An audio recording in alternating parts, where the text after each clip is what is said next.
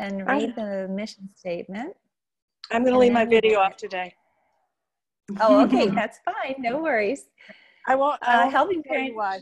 Oh, Go ahead. Okay, no worries. Helping Parents Heal is a nonprofit organization dedicated to assisting bereaved parents to become shining light parents by providing support and resources to aid in the healing process. We go a step beyond other groups by allowing the open discussion of spiritual experiences and evidence for the afterlife in a non-dogmatic way. Affiliate groups welcome everyone, regardless of religious or non-religious background, and allow for open dialogue. Attendance today at the Helping Parents Heal meeting is voluntary, and we are here for the benefit of learning from and sharing with other parents whose child has passed away.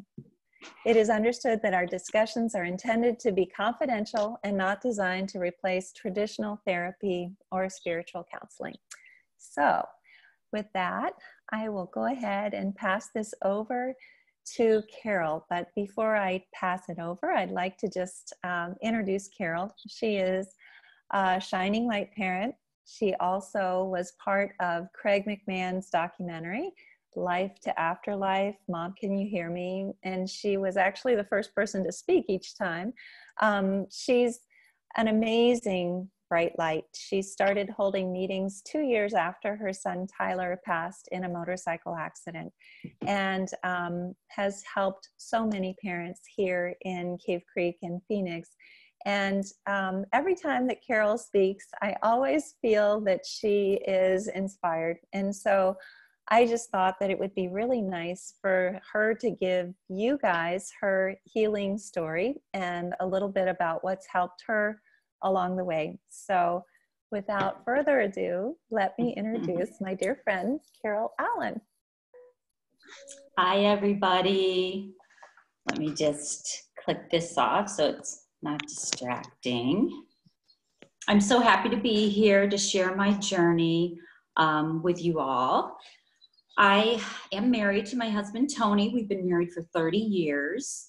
We have 2 boys, TJ, who's 28 years old, and I have my baby Tyler, who would be 24 if he was here physically, but at 19, 2 months short of 20, he was killed on his motorcycle when he was struck by a car. That was almost 5 years ago. It will be 5 years on May 14th. And the crazy thing is, I remember in the beginning when I would speak to parents who said, oh, it's been 5 years, or it's been 10 years or 15 years. I remember thinking, I don't even know how I'm going to get through one day, let alone 5 years or 20 years. And the thing is, I can tell you I can't even believe it's been 5 years. It feels so fresh to me. It feels so fresh. But I think I was afraid, and I don't want to use the word forget because obviously it's impossible. We never, ever forget our kids. But I was afraid that as the years went by, and maybe even 40 years, there's longevity in my family. My grandparents lived into their 90s. I thought I had this fear that I would lose that connection and that closeness. And, I thought, well, I remember his voice if I'm here in 40 years. And one thing I can tell you with everything I've learned and studied over the past almost 5 years is that I feel every bit as close to him today. And it's just as fresh. The pain is not as fresh. But his memory, I am as connected with him today as I ever was, as I was the day he passed. And I know that that's not going to change, even if it is 40 years. I know that when I see him, it will feel like yesterday. And that's actually very comforting and encouraging to me. And I don't know if any of you have experienced that, but I know that was my fear because I'm just so incredibly close with my children. So my story kind of is, I was born in Ohio and I went to Catholic schools. My parents had my sisters and I in Catholic schools all the way through 8th grade until we moved to Arizona. And then once we moved to Arizona, my parents agreed to allow us to go to a public school. Thank goodness, because I wasn't particularly crazy about those strict Catholic schools. And anyway, so I stopped going to church when I was in high school, and once I moved out here, I stopped going to church. I really had no interest, and fortunately, my parents, they didn't force us. And actually, I didn't go to church again until I started having my children. And the only reason I started was because I felt like it was the right thing to do. I needed to give them a foundation. So I took them to a Catholic church because that's what I was familiar with. And I would literally sit in Mass and look at my watch thinking, okay, when's the Our Father? When's the Peace Be With You? When is communion so I can get out of here? And so I started thinking, why am I here? Why am I coming if I'm looking at my clock and I don't want to be here? So I stopped, once again, I stopped going to church. And then as the years went by, I would try again. I tried a Lutheran church. Then my kids wanted to get involved in some of the activities that the Christian church up the street had going on. So I thought, okay, I'll go to that Christian church. And on and off we would attend, but it was just never really something that I felt connected to. And my kids, as they got older, I know that Tyler had believed in something. I know he believed in God, and he believed that there was more. And the reason I know that was because after he passed away, I found a journal in his desk, and I opened it up, and the only thing that journal said was, I know two things. I exist and God exists. And he wrote, and there was nothing else in that entire journal. And it looked like it'd been written with his handwriting. It looked like it was fairly recent. So I believe he was so evolved, his soul knew something was happening. TJ, my older son, even though on and off he went to church, he has such a left-sided brain, so scientific. He's very, very intelligent. And he used to tell me as he got older, Mom, I don't believe in God. I just think when we die, we die. And I asked him, what about the near-death experiences people say they have? And his response was, I think it's the brain shutting down. And part of the reason it started to make sense to me, I mean, we all want to think there's more, but part of the reason I think it started to make sense is I thought, if there's really this all-loving God, then why are some people so blessed? And at the time I put myself, I was so blessed. I had this amazing family, my amazing kids, my husband, and then others suffer a great deal from the time they're born. These little babies in Africa that have no food, and it didn't make sense to me. So I started to kind of agree that maybe there is nothing. And the problem with that is I was afraid. I was afraid of death, not the act of dying, but dying, because I loved life. And I thought that there's nothing more. And, once I die, I would miss everyone I loved. And so that started to scare me. And I became very much a control freak. I was juicing every morning and spending a fortune on expensive organic collard greens and spinach and kale. I had this whole recipe about how to keep your body alkaline to keep cancer away. And I remember I would, put these cups of juice every morning before my kids walked out the door, and I'd beg them to drink it. Please, we've got to stay healthy so we don't get cancer. And it was just, it was just funny in a way, because I really thought that I had control of everything. And when Tyler's accident happened, of course, as I'm sure all of you, my worst nightmare happened. I always thought, just don't let my kids die, because that is the one thing I couldn't live through. And of course, my worst nightmare happened. I went into a complete state of shock for a couple weeks. Thank goodness for my son, TJ. He completely took over for me and my husband. I mean, he found the church that we would have the service at. It was one that we'd attended on and off. He found the place. He decided he wanted to bury him. He found a plot.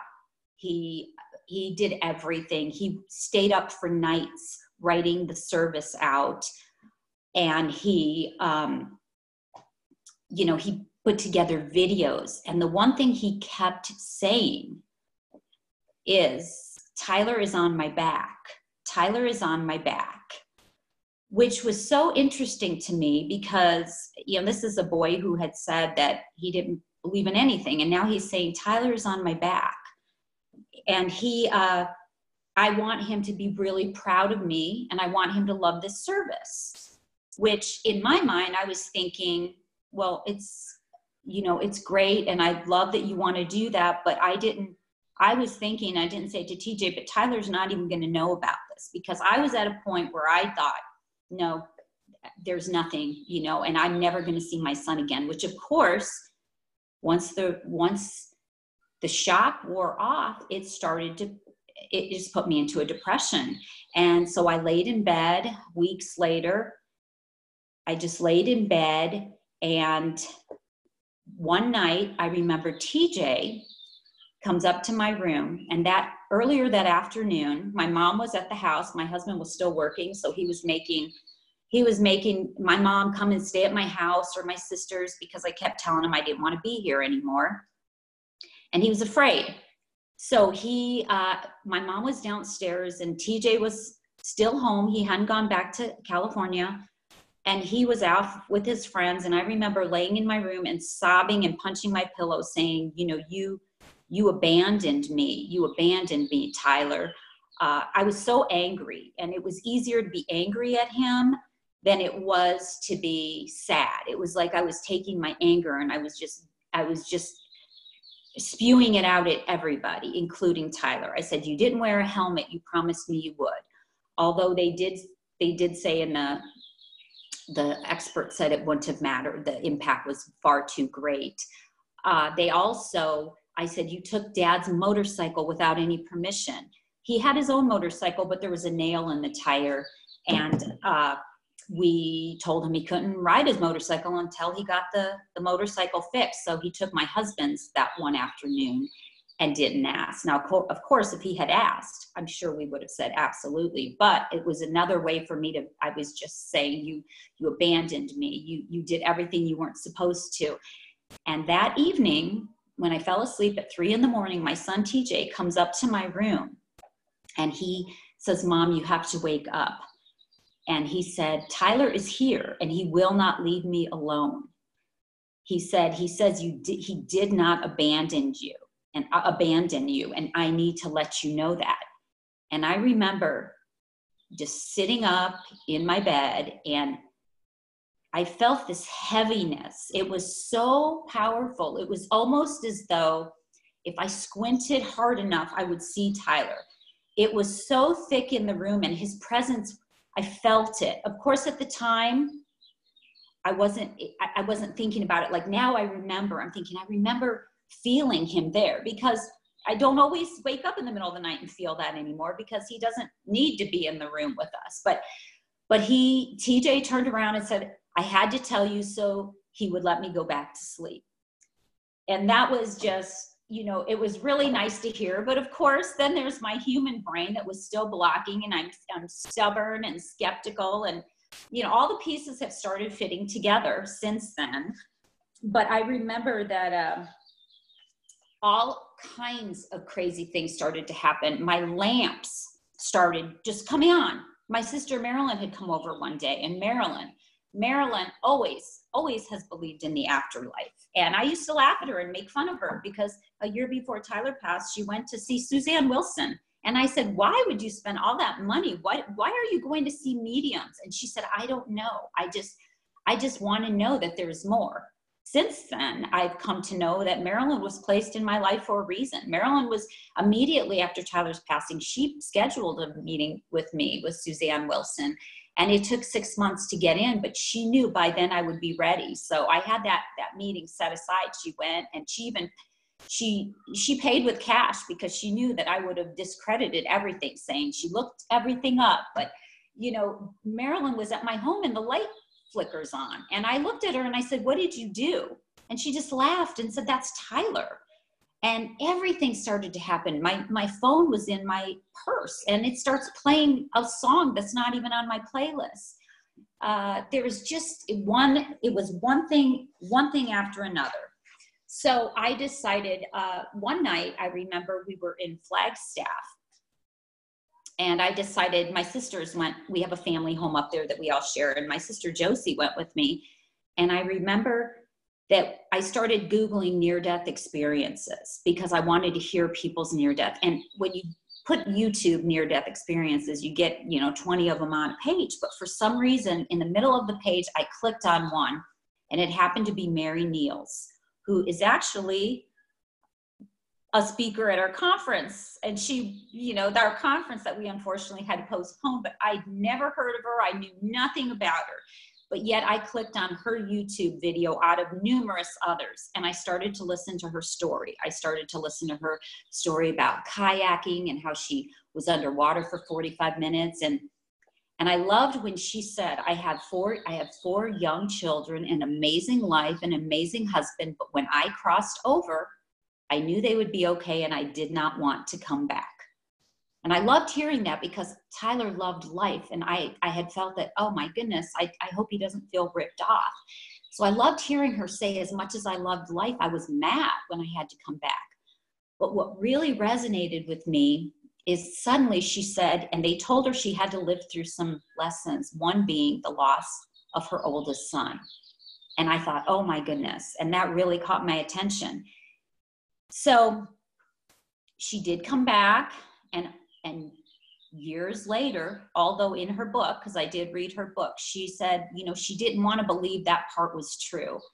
But sure enough, years later, her son, when he was 19, was struck and killed. I think he was on a skateboard or roller skates. I don't recall because I read the book very, very early on. But anyway, and the last thing she said in that video was, you need to trust. And those were her words. And there's certain things, and I know my son made me hear those words because there's certain things that are so clear to me. So we went to bed that night, and the following morning, my sister Josie says to me, oh my God, look at this email I have. And in her email, there was there was a bunch of numbers in the address bar. It wasn't a name or anything, and it was addressed to her. And in the body of the email, it said, you must trust. And we were so shocked. And then she hit reply to see who she was replying to, who sent her this email. And when she would hit reply, the address bar would be blank. And so that has always stuck with me. And then my little niece, weeks later, I come home and she went to As You Wish. And I never told Brianna, at the time was 13. I didn't tell her this story. And she went to As You Wish, and she painted this pink cross. And on it, she painted the word trust. And my sister Marilyn said, what made you paint that word instead of faith? And she said, I don't know. It's just, so I have that, in my family room that I keep with me. But the signs were absolutely insane. And I got to the point where I wanted to reach out to other parents that could understand what I was going through, because I felt, as much as, that my parents and my family loved my son, I still felt like they didn't get it. They didn't get it. So I remembered Elizabeth, who I didn't know at all, but her daughter Christine went to school with Tyler, and she also, I think she worked with him at El Encanto, right, Elizabeth? Yes.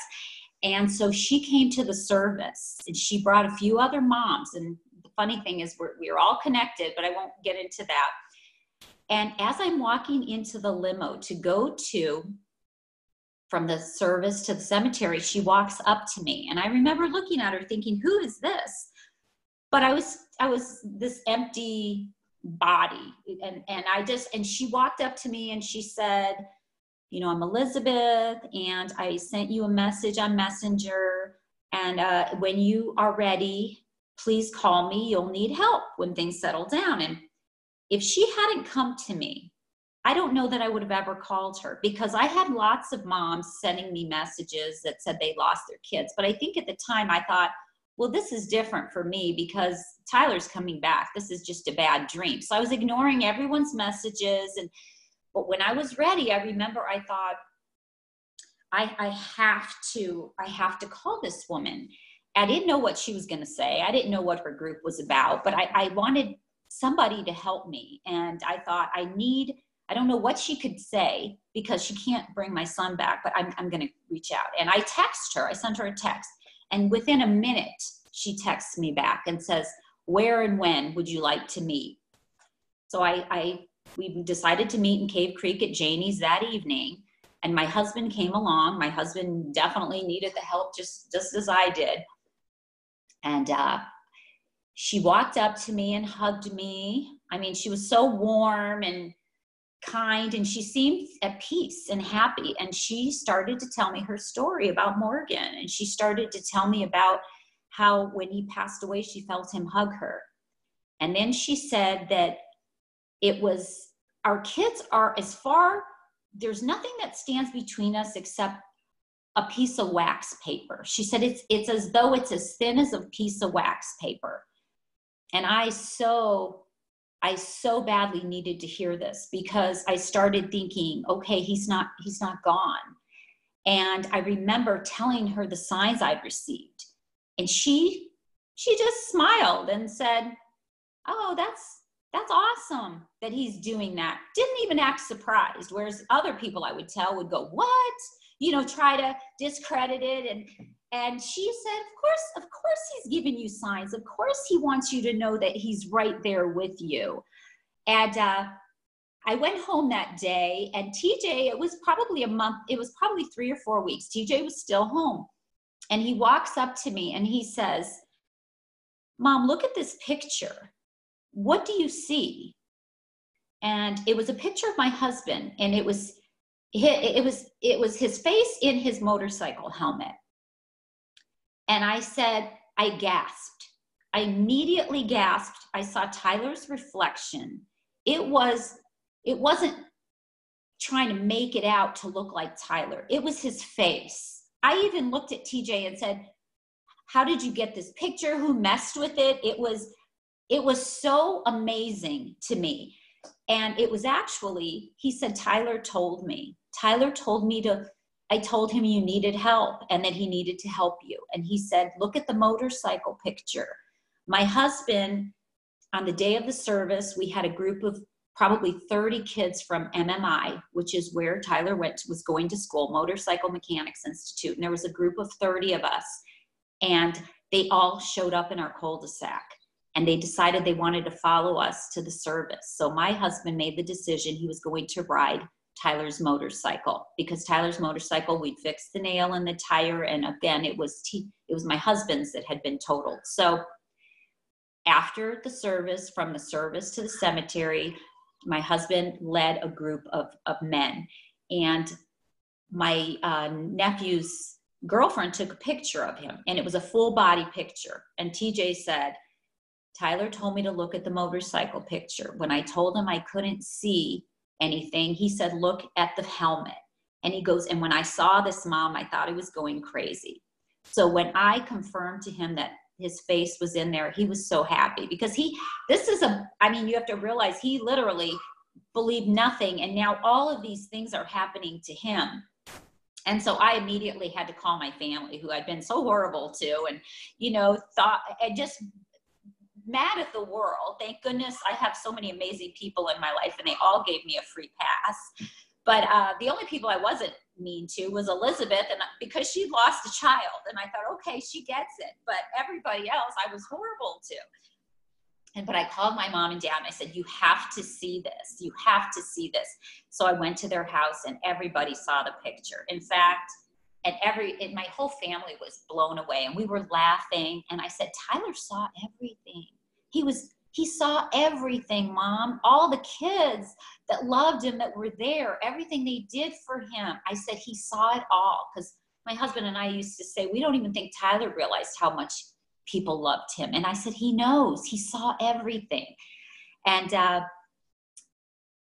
I remember going home, and it kept me happy. I mean, I kept thinking, okay, he's not gone. So I would talk to him, and if I was driving, I would put my hand out, and I would feel it tingle as I felt him hold my hand in the car. Because I used to make them hold my hand if they wanted to sit in the front seat once they got a little older. So I would put my hand out and while I was driving, and feel it tingle.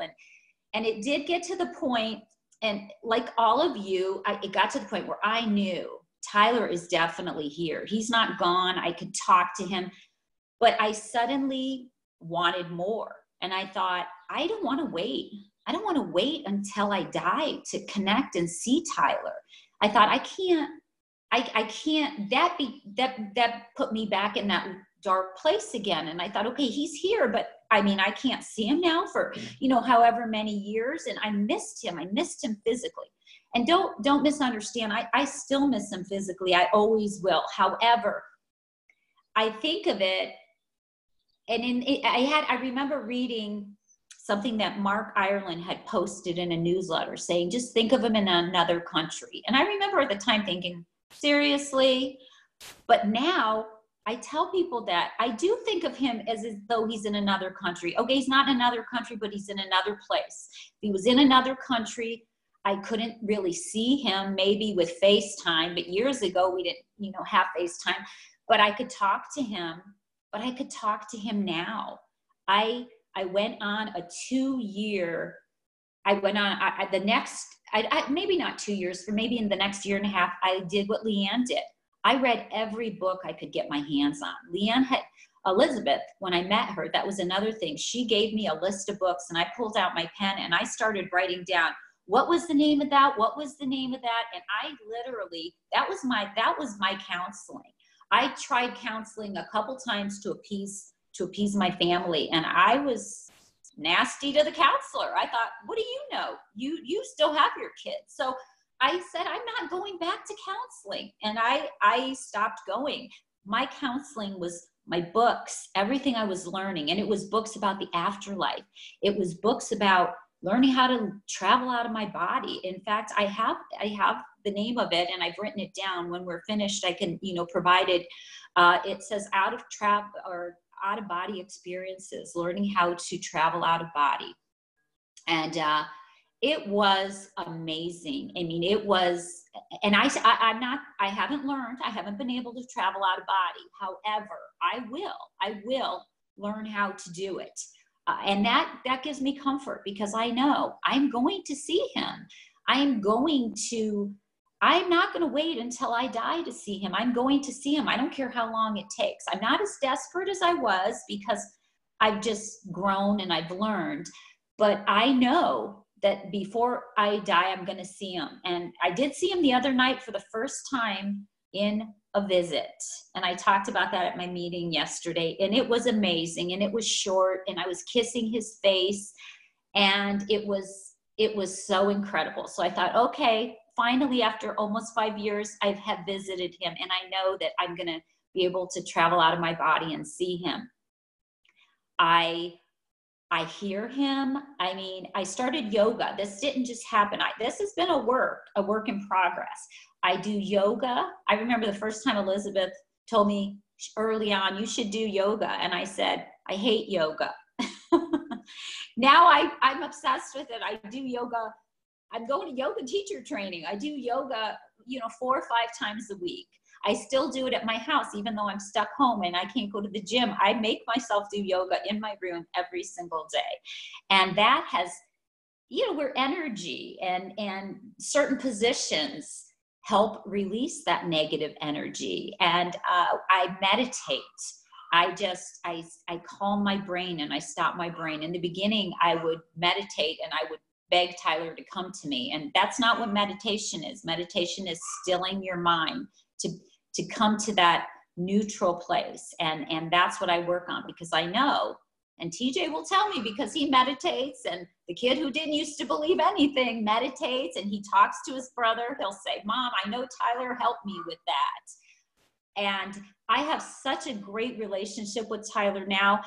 He helps me. I mean, I was driving one day looking at my GPS on the phone. My family yells at me because I'm a real estate agent. So I'm always looking at my phone. Even when I'm driving, I stop at the light, I look, and then I hear somebody honks, because I'm not going and the light's green because I'm looking at my phone. But I was on this road and I suddenly heard him say to me, Mom, pay attention. He screamed at me, in fact.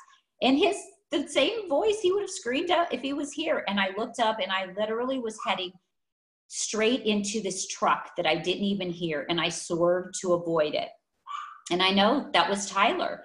I was showing a home once, and I said, I lost the key to lock the front door, and I was stressed out of my mind. My clients were there. I had numerous homes to show, and I thought, I've got to lock this door. I can't leave without locking it. I didn't tell my clients. I didn't want them to think I was losing it. So I said, let me go check the back bedroom door. I'll meet you in the car. And I immediately said, Tyler, help me find this damn key. And sure enough, I walked in the bedroom, have no idea why, but I brushed my hand on the comforter. And do you know, I swear to God, that key was on the bed comforter under my hand. And I said, thank you, Tyler. And I walked right out. And I know the difference. You know, so many times we think, is it our brain, or is it our, you know, are we really hearing them? Is it our imagination? Are we hoping to hear them? No, I know that it's Tyler. And it's taken time to realize that. Early on, I said to Tyler, when I started to know he's not gone and I could talk to him, I said to him, how am I supposed to live in this world without you? How can I continue? My mind would have said at that time, you have to continue because you have another child you love. You have to continue. You have a husband and family you love. But that's not what he said to me. And this is when I know this was Tyler. He said, you have to go. You have to continue, Mom. You have work to do. You still have work to do. That wasn't in my vocabulary at the time. I know now. I'm here. I have work to do. And I have found so much fulfillment and so much happiness and so much joy in not only just life, the simple things, the smell of my coffee, the flowers, walks, nature, in all the amazing friends from Helping Parents Heal that I have met. I find so much fulfillment helping others. It continues to help me. And I know I am making my son so, so proud. And then I guess the only other thing that I will say, and I will finish, which I found to be extremely powerful, is I believe, and this is another part of the puzzle, when I talked about if there's an all-loving God, how could he, bless some and not others? I believe that we all have a soul plan. And I believe that we've been here numerous times, thousands and thousands. And at first that scared me because I thought, if we reincarnate, when I cross over, does that mean that Tyler is not Tyler and I won't see him? Absolutely not. I researched that and tried to find answers. And we can be in so many places at once. Tyler will always be Tyler. I'm sure when I cross over, I'll see myself in all my other lives, but I'm still Carol.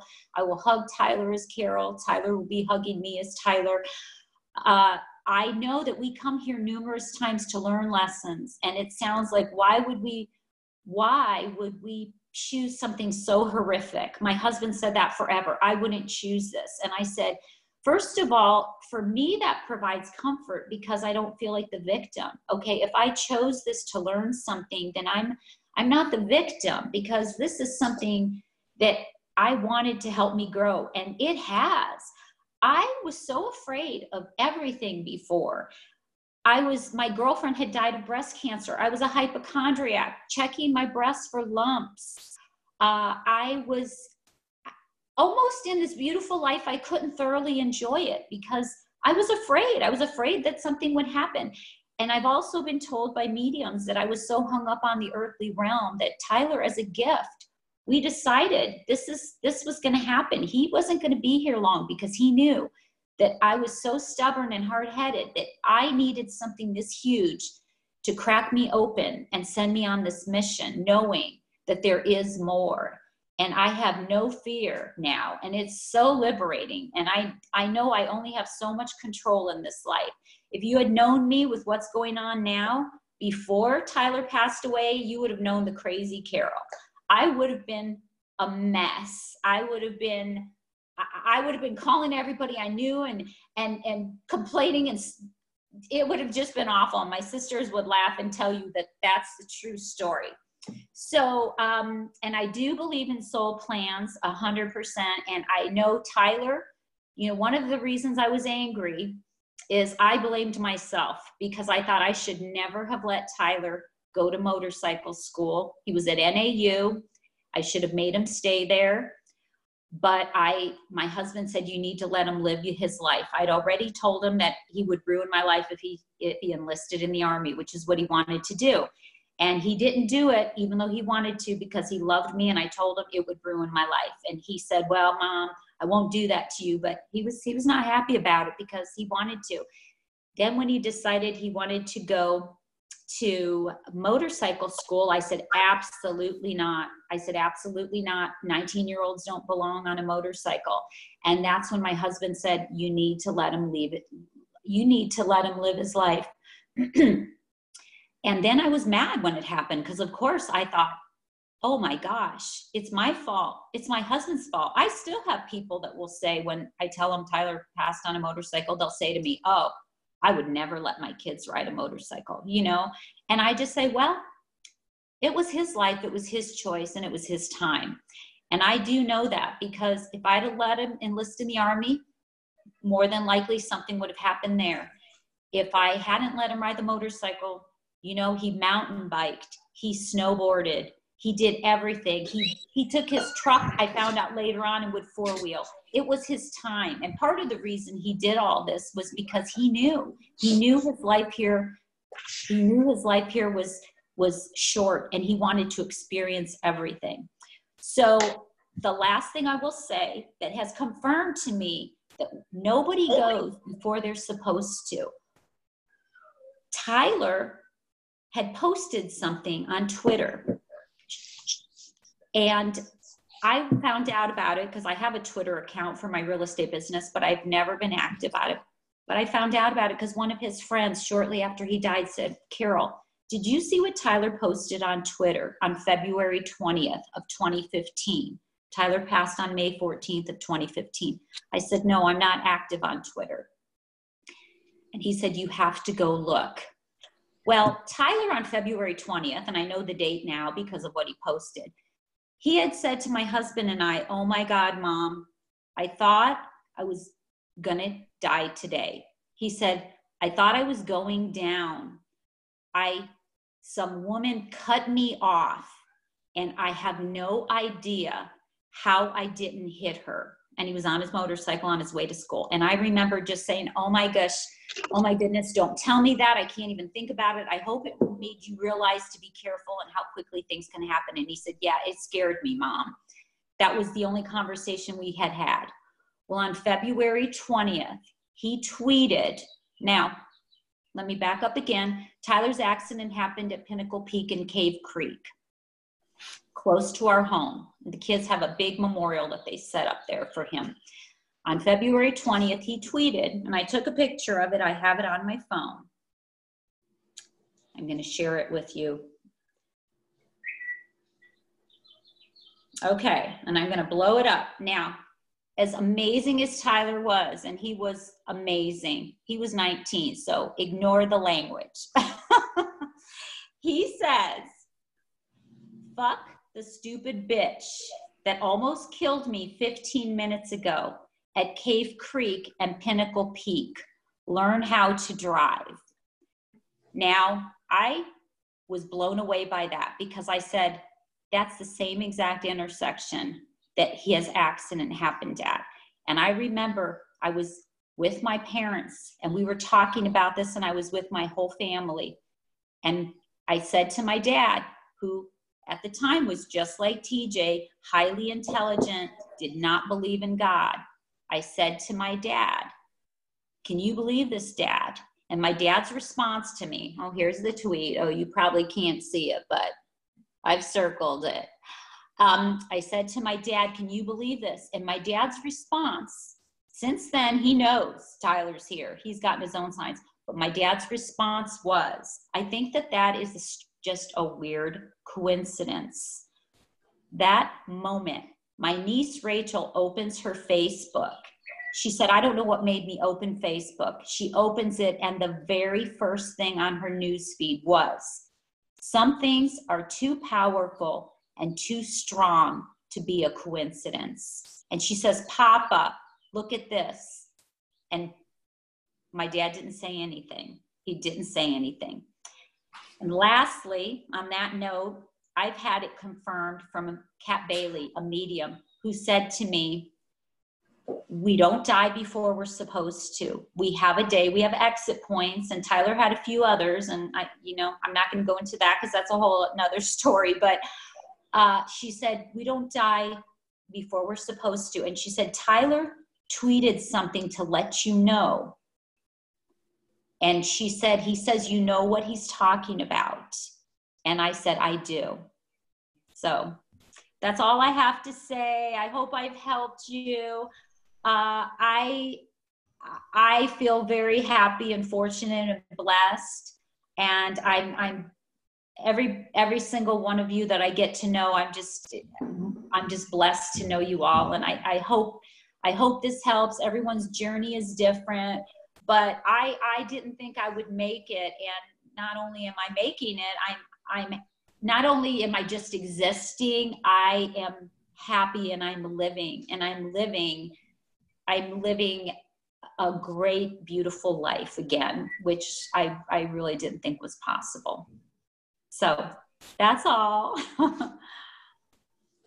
I am so grateful to you, Carol. And I love the fact that you were able to do this for us, because it's recorded and other people will be able to hear it. And knowing that everyone, even people who don't have the same experience that I do, when Morgan hugged me immediately when he passed, is able to heal and able to move forward. That's what's so important, and that our kids are with us every step of the way.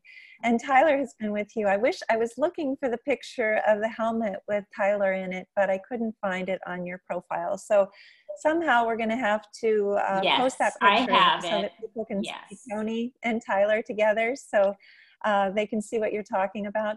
But I feel so grateful to have you in Cave Creek as an affiliate leader. You're such an inspiration. Aww. And having you tell your story in such easy to understand terms, and you're one of the most down-to-earth people that I know. And I love the fact that you're able to, along with Leanne, actually, be able to talk about this and explain it and let everyone know that this is available to everyone. It's not just you. And speaking of down to earth, Lisa, you're in most of these meetings right now. Lisa Wilcoxon is part of our group here, and she's a psychic medium, and she's going to be presenting to our group on the 19th, I believe it is. It's the same day that we were supposed to be at the conference in Charleston, actually.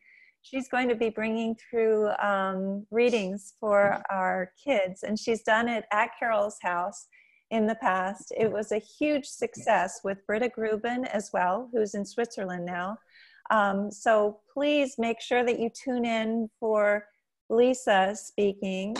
Linda McCarthy might have gotten off. I saw her on here earlier, though. Are you still here, Linda? Here she is. Linda is the head of our Caring Listeners, and she's also here. She's an Anthem. She's close to Leanne, as a matter of fact. And I was going to ask the two of you, maybe if you'd like to just say a few words about your own experience very quickly. Linda, I'd like to have you speak to the group sometime soon as well, if that's a possibility. But maybe we could have you say a few words right now about the Caring Listeners and about your own experience. Sure. I actually have to I have a client in about 10 minutes, so I'll have to make this quick. Don't talk too long. Yeah, for the Caring Listeners, I get calls all the time from parents who think that there's a fee or a charge. There isn't. And I will continue to reiterate that. These are just parents who are ahead of you on the journey. And we're just here to help guide you in any way that we can. Because like Carol, and she's such an inspiration for all of us. And our kids are here. Our kids are here. And so that's just what we're here to do, is just to help you understand. They haven't gone anywhere. They're just in the next room. I will say with my son Sean, who passed. He was he's Navy Special Forces, and he passed by gunshot. And he came right away.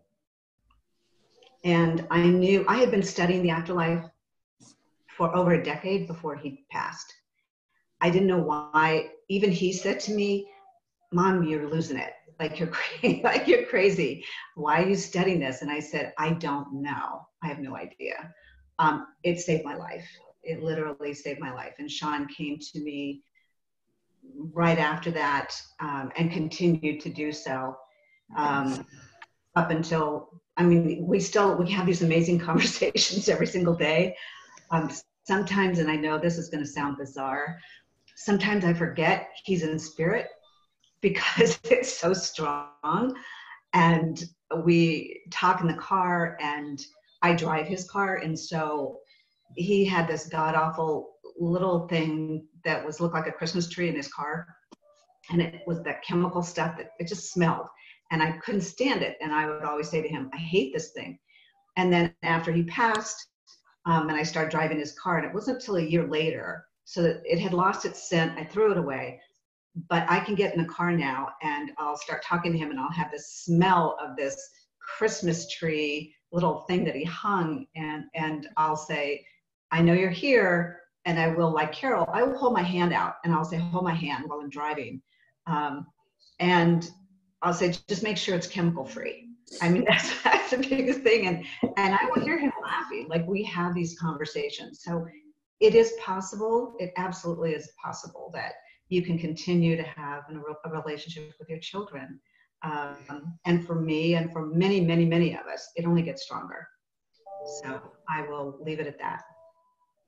Thank you so much, Linda. And I am truly grateful for all that you do to be able to help all of these parents over the phone and in person as well. And thank you for heading the Caring Listeners. And we will have you come and speak. I would love to have you speak sometime. So we'll arrange that. But Lisa, are you here? Are you, looks like you disappeared. I think Lisa just disappeared, maybe.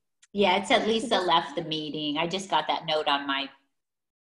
Oh, okay, no worries. Irene's on here as well, though, and I just want to say how grateful I am to Irene for all that she does, organizing the conference, as well as heading up the Hilton Head Bluffton group, as well as being our vice president.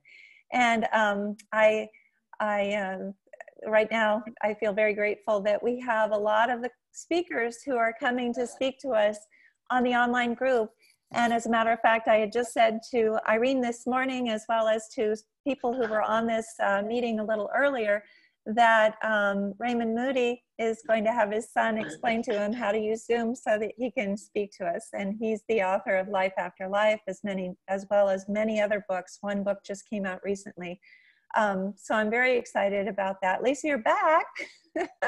Can I unmute you? Yes, my Wi-Fi got wonky. Hi, everyone. Can you hear me? Yes. Okay. It's interesting because our kids are just so amazing. In fact, Carol's son, TJ, gave me a message, and that was just way cool. I don't know what you want me to say, but I'm just kind of flustered right now because right before my Wi-Fi went wonky, I received messages actually via another way, but I have like my own little soul phone going, and I get messages in spam calls. And just as you were talking, I just received a call, and the number was from 1818, and so I'm led to know that we have several kids 18 years old on this call. And the call was from Providence. And I just thought, wow, that's really amazing. I just looked up what Providence, the exact definition of Providence, and because that's what they told me to do. And it says the protective care of God or of nature as a spiritual power, and timely preparation for future eventualities. It was considered a duty to encourage providence. And I know that both of my children have crossed. Elizabeth said that I'm needy, but my crossed. I was actually in a meeting with Elizabeth very early on in my journey with two psychic mediums Elizabeth had brought in, who said, our children are right here. They're right behind waxed paper. And the next day, I was at my home in Sedona, and I received an envelope in the mail, 2 envelopes in the mail. And one was my son's death certificate, and the other was his college graduation picture, which he had graduated college 6 months earlier. So I don't know why I was getting the picture so. And I opened the envelope, and his picture was actually in waxed paper, the exact day that I got the death certificate. So that was just really profound for me. It remains in waxed paper. I haven't taken it out because he's right there in the waxed paper. Helping Parents Heal is it's just such a tremendous, tremendous organization. And I'm just unbelievably honored to be a part of it. And I'm really looking forward to sharing with you guys how each and every one of us as parents can talk to our children ourselves. And I will bring through some of our children, but in doing so, they're kind of preparing me to be able to show you how you can do it yourself. And I'm really looking forward to that. And I just love everyone on this call, especially Elizabeth and Irene and Carol and Leanne. And I have so many dear friends. I love you all. Thank you. Well, thank you so much, Lisa. You're amazing. And yes, you're going to be teaching us how to connect with our kids, which is going to be amazing for everyone. So everybody, make sure that you write that down on the 19th at, I believe it's 2 in the afternoon our time. So it will be 5 in the afternoon Eastern Standard Time. Make sure that you're on the call with us. Lots of other calls coming, or lots of other Zoom meetings coming up. Tonight we have Paul Denniston, who is a grief yoga expert, and he is also David Kessler's life partner. He'll be leading us through breathing exercises as well as gentle yoga exercises for healing grief. And I hope that you'll all be there. And in any case, thank you so much, Carol. Thank you, Lisa. Thank you, Linda. Thank you, everyone, for being here. And I'll see you a little bit later today. And have a wonderful, wonderful rest of the day. And stay safe. Hug your family, and make sure you don't go out too much. Are there more Zooms today? Did I miss that? Yes, we have a Zoom with Paul Denniston. So Paul Denniston is at 8 o'clock Eastern Standard Time, 5 o'clock here, and then, you know, it goes throughout the country. So just take a look and make sure that you're on there. It's going to be wonderful. And if anybody wants to say anything or has any questions for Carol, as a matter of fact, I should have asked, does anybody have any questions? Just raise your hand so we can see you. Galen, did you raise your hand, or did you just push your hand across the screen? No, you didn't. Okay. Anyway, again, thank you so much. And this will be recorded, so obviously people can go back and take a look if you want to tell anyone. Hi, Shannon from Paris. And today is an important, actually, it was today, yesterday, for Pickle, for her daughter. So we're thinking of her. And beautiful, beautiful picture that you sent to me. So that was today, though, I believe. It's today, yeah. It is today. So we're all thinking about beautiful Dominique, beautiful Pickle, and sending lots and lots of love to you. And have a wonderful rest of the day, and I'll see you tonight, hopefully. And thank you, Carol. Thank you. Thank you, everybody. You can all do Elizabeth's yoga is online if you want to do it in between. It's wonderful. Yes. Yes. Thank you. I'm going to be recording some more. That was a long time ago. It wasn't very good quality, but we'll do some more. Anyway, I'll talk to all of you Bye, soon. everyone. Take care. Thank you. Bye-bye. Bye.